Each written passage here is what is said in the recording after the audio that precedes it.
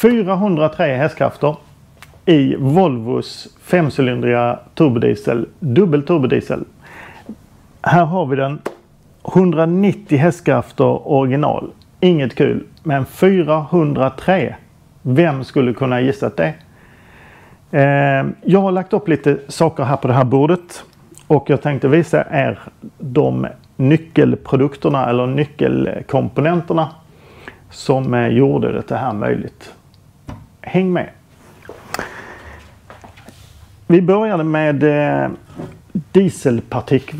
dieselpartikelfiltret DPF och katalysatorn. Och vi börjar med att mäta trycket före. Vid full gas, full belastning så hade vi ett mottryck på 0,7 bar. Alltså inklusive partikelfiltret.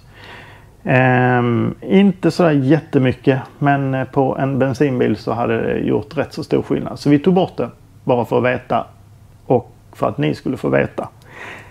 Och faktum är, det blev ingen som helst skillnad. Det gjorde ingenting på effekten. Så 0,7 bar är ingenting för den här dieselmotorn att hantera. Vi tog även bort EGR-ventilen. Nu har den ju ingen betydelse, men vi gjorde det för säkerhets skull för att kolla det. EGR-ventilen, det är ju alltså avgasåterledningsventil. Den är aldrig öppen under full gas. Så därför så gjorde inte det heller någon skillnad. Så har ni tagit bort er DPF och EGR så sätt dit den igen. Så kan vi andas i framtiden också. Sen gick vi vidare och tittade på intercoolern. Vi hade utifrån kompressorn så hade vi 160 grader. 160 grader är, ja, det är väl inte sådär jättehögt, men ju lägre temperatur man kan ha desto bättre är det. Och originalintercoolern, den mäktade faktiskt inte med att kyla den vidare. Så insugningsluften blev 70 grader. 70 grader, det är ju alldeles för högt. Och då monterade vi Do88s lite biffigare sak här som är helt gjord i aluminium. Och då fick vi ner temperaturen till 30 grader. Från 160 till 30. Och då började det hända lite grejer. Och det är liksom som lite gratis effekt kan man säga. Sen var det dags att titta på bränslesystemet. Och jag la upp en original bränslepump här. Det är en Bosch-pump som drivs utav kamaxeln. Den heter CP4.2. 4 för att det är version 4. Eller generation 4. 2 för att det är 2 stycken bränslehuvud. Bränslehuvudena klarar ungefär 250-260 hästar stycket. Så denna klarar alltså att leverera bränsle till mer än 500 hästkrafter. Typiskt överdimensionerade Volvo. Men vad var det som begränsade då?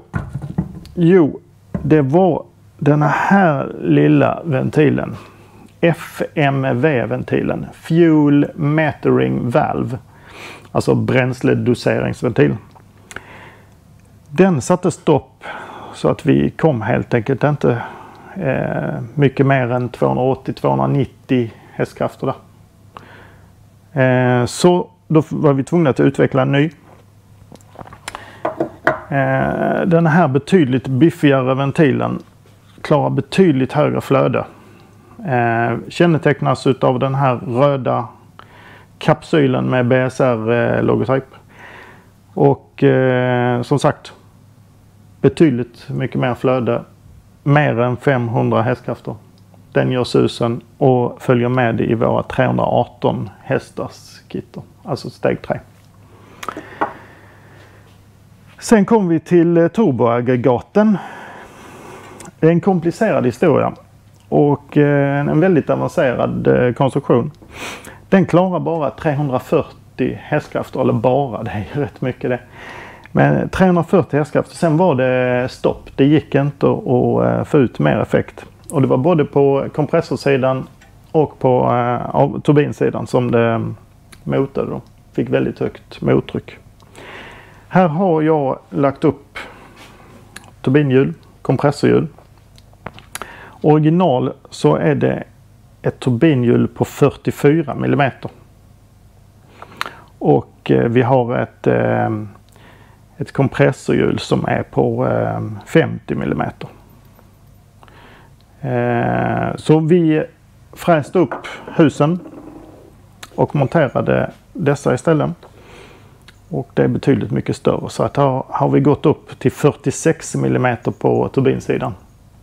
Och 53 mm på kompressorsidan, sugsidan.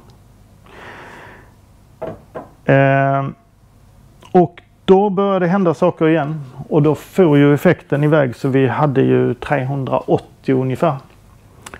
380 hästkrafter. Men det var någonting som stoppade ändå. Så att vi tänkte vi får fortsätta och titta. Och då riktade vi blickarna mot det här sugröret. Det är ingen trevlig historia.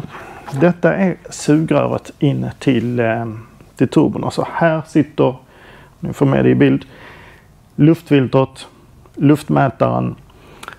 Denna går framför motorn ner. Med en liten vinkel sitter det här också. Och här sitter turbon. Här ifrån och ner en bit så är det faktiskt bara 44 mm. Och det blir en väldig strypning. Så vi gjorde helt enkelt som så att vi tog bort det här och gjorde en prototyp för att se hur det blev. Och då kom vi till en sån här konstruktion. Betydligt rejälare grejer. Så då gick vi upp till 60 mm. Och borta vid luftfiltret eller luftmätaren så blev det 80 mm. Så 60 från 44 då. Och då kom effekten. Vi fick en ökning med mer än 15 hästkrafter. Med lite finputsning så var vi på 404 hästkrafter. Med bara dessa små modifieringar. Så ska vi kolla lite grann på effektdiagrammen. Ska se här. Här har vi lagt upp 3 stycken diagram.